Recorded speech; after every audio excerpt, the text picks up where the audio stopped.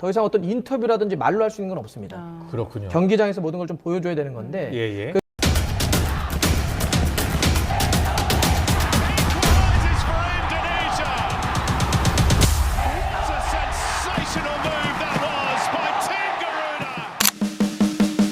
Pengamat sepak bola Korea Selatan akui was-was Sintayong benar-benar sulit diprediksi. Pengamat sepak bola Korea Selatan menilai Sintayong adalah sosok pelatih yang tidak dapat diprediksi, kendati condong menginstruksikan anak asuhnya bermain agresif. Ya, pertandingan Korea Selatan versus Indonesia menghadirkan duel yang kental nuansa negeri gingseng, lantaran keberadaan dua pelatih asal negara Asia Timur itu di kedua belah pihak. Hwang Sung-hong di kubu Korea Selatan dan Sintayong sebagai juru taktik timnas Indonesia. Dengan kondisi tersebut, kedua negara sama-sama mengetahui dapur masing-masing. Sung-hong sudah memahami gaya Sintayong, begitu juga sebaliknya. Kendati demikian, pengamat sepak bola ternama Korea Selatan, Park Mon-song menilai Sintayong adalah sosok pelatih yang tidak bisa diprediksi.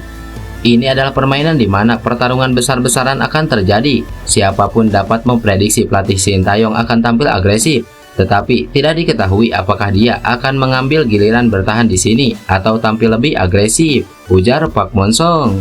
Dalam 3 pertandingan sebelumnya, timnas Indonesia U23 bermain cukup agresif. Ketika kalah dari Qatar, tim Merah Putih mencatatkan keunggulan penguasaan bola.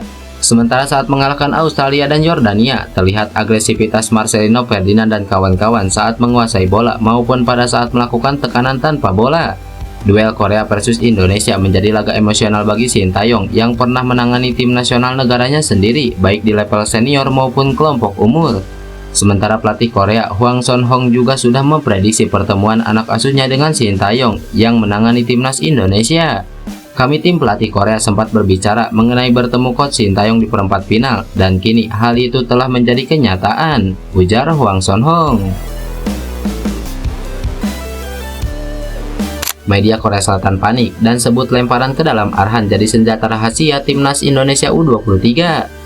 Pratama Arhan mendapat sorotan dari media Korea Selatan. Bintang timnas Indonesia U23 ini dianggap jadi senjata rahasia Garuda Muda dengan lemparan jauhnya. Media Korea Selatan Export menuliskan kekuatan timnas Indonesia U23 jelang menghadapi Teguk Warriors. Nama Pratama Arhan yang jadi tujuan utamanya. Penggawa Suwon FC itu dijuluki Export sebagai manusia ketapel karena kemampuannya mengirim bola throw-in berbahaya. Arhan bahkan disamakan dengan legenda Stoke City Rory Delap yang punya skill lemparan ke dalam jarak jauh. Arhan yang bermain untuk Suwon FC di K-League memiliki kelebihan pada kakinya yang cepat dan kemampuan menggiring bola yang agresif. Namun dia lebih terkenal dengan kemampuan lemparan ke dalam yang sangat jauh dengan jarak lebih dari 400 m. Lemparan ke dalam ultra jauh Arhan bukan hanya soal jarak lemparan bola yang jauh, tapi juga kekuatan terbang bola. Lemparan ke dalam ini mengingatkan pada Rory Delap yang pernah bermain untuk Stoke City di masa lalu. Jika melihat kekuatannya, lemparan ke dalam Arhan tidak kurang dari Delap. Oleh sebab itu, bola throw-in yang dilakukan Arhan dianggap sebagai senjata rahasia timnas Indonesia, ujar media Korea Export. Arhan memang selalu jadi andalan timnas Indonesia dalam situasi throw-in. Dia beberapa kali melakukan assist dari lemparan jarak jauhnya, baik di level senior maupun kelompok umur. Paling baru Pratama Arhan bikin assist saat Indonesia berjumpa Yordania. Dia melakukan lemparan bola jarak jauh yang bisa disundul Komang Teguh di kotak penalti dan menjadi gol. Peran Sintayong sangat disiplin. Kapten timnas Indonesia akui beruntung mendapatkan pelatih seperti Sintayong. Jelang laga perempat final melawan Korea Selatan di Piala Asia U23 2024, Rizky Ridho mengungkapkan kekagumannya pada Sintayong. Kapten timnas Indonesia U23 ini memuji pelatih asal Korea Selatan itu dengan kedisiplinannya terhadap para pemain timnas Indonesia saat jumpa pers jelang melawan Korea Selatan. Rizky Ridho yang didampingi Sintayong mengaku beruntung dirinya dan pemain lain dilatih pelatih berumur 54 tahun ini. Kehadiran Rizky Ridho menyita perhatian sebagai pemain yang menunjukkan kebolehannya dengan memberikan assist memukau kepada Witan Sulaiman. Pada laga melawan Yordania, bek Persija Jakarta itu berperan penting dalam membantu permainan ofensif Garuda Muda. Dengan presisi, ia melepaskan umpan penuh perhitungan dan akhirnya berbuah gol bagi Witan Sulaiman. Meski berstatus sebagai bek, pemain berusia 22 tahun ini mengikuti instruksi Sintayong dan dengan berani maju mendukung upaya ofensif tim. Ada satu pelajaran waktu saya bermain sebelumnya, ketika saya habis passing dan saya berhenti tidak membantu penyerangan. Dia Sintayong marah terhadap saya dan saya mengevaluasi itu. Kemarin lawan Yordania, saya coba habis passing kemudian bergerak ke depan, dan alhamdulillah berbuat asis seperti itu, ujar Rizky Ridho.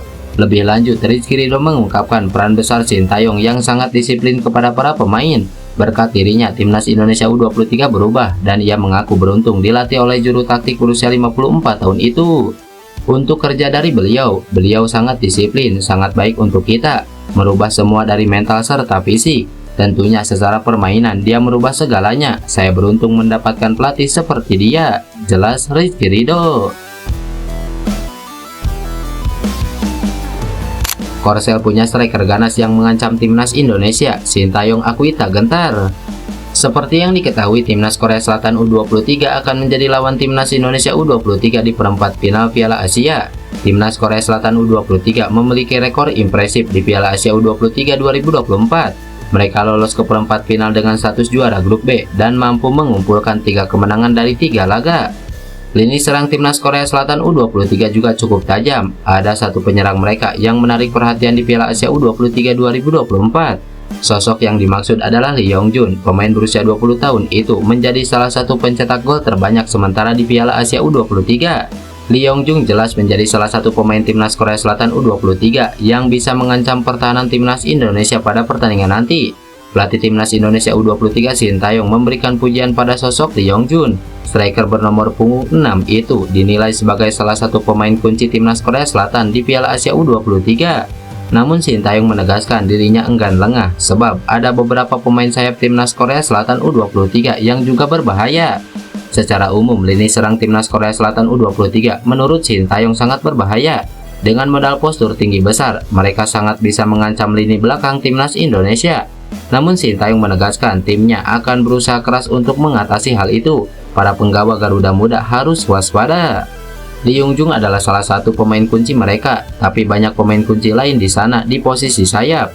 Mereka punya postur yang bagus, besar dan kuat. Kami harus mengatasi itu, terutama saat set piece. Kami harus bersiap dengan bagus dalam hal taktikal juga, ujar Sintayong. Jawaban PSSI soal anggapan adanya transaksi di balik kembalinya Nathan Joe ke timnas Indonesia U23. Nathan Joe menjadi bahan pembicaraan di kalangan pencinta sepak bola Indonesia belakangan ini. Nathan sempat harus kembali ke SC Heerenveen setelah selesainya fase grup Piala Asia U23. Namun hanya sehari di Belanda, Nathan Joe sudah kembali ke Qatar. Pemain serba bisa itu kembali memperkuat timnas Indonesia U23. Ada indikasi PSSI mengeluarkan uang tertentu untuk bisa membawa kembali Nathan Joe ke timnas Indonesia U23. Hal itu dibantah anggota Exco PSSI Arya Sindulingga. Nggak dibayar bang, kata Arya Sindulingga ketika ditanya oleh Hotman Paris dalam acara Hotro Metro TV. Arya Sindulingga menegaskan sistem timnas berbeda dengan klub. Di klub memang ada sistem transaksi terkait pemain.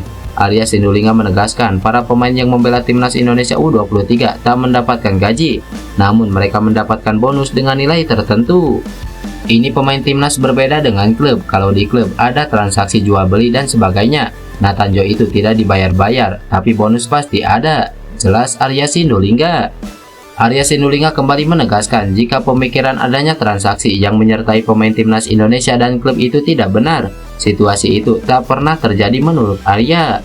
Lantas, bagaimana menurut kalian? Tulis pendapat kalian di kolom komentar dan salam olahraga.